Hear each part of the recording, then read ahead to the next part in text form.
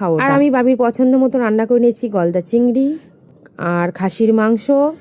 আর ওইদিকে জানো তো একটুখানি পনির করেছি, জানি না ও খাবে কতটা। ওই গলদা চিংড়ি আর মাটনটা দিয়ে ভাতটা খেয়ে নেবে আমার যা মনে হয়। আর বেশি রকম আইটেম আমি একদমই করিনি, ও কোনো সবজি টবজি ডাল ওইসব আজকে আর খাবে না, তাই মেন যে দুটো ভালোবাসে গলদা চিংড়ি আর মাটন ওই দুটোই আমি করে দিয়েছি। আর 5 রকম ভাজা, ওটা তো নিয়মের মধ্যে পরে দিতেই হয়। আর দেখো বাবা আবার এসে ওকে একটু মাংস খাওয়াবে বলে, কিন্তু এই মাত্র রান্না করলাম জানো তো, একদম গরম ছিল সেজন্য বাবার হাতে একটু লেগে গেল। কিন্তু দাদু তো ছাড়ার পাত্র নয়, নাতিকে খাইয়েই তারপরে ছাড়বে। যাই হোক একটু ঠান্ডা করে তারপরে বাবিকে খাইয়ে দিয়ে বাবার শান্তি। মোটামুটি আমাদের সবার আশীর্বাদ শেষ হয়ে গেছে, এবার চলে এসে বাবির বন্ধু।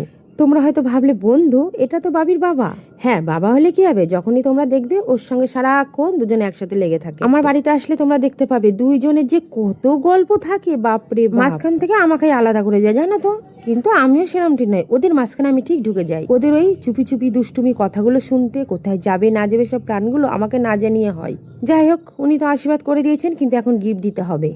এটা বাবির কথা একদমই নয়, আমার কথা। যেই বলেছি বলে পকেটে পয়সা নেই। ওই দেখো পুরোনো ঘড়িটাকে নিয়ে বলছে এটা নে বাবা।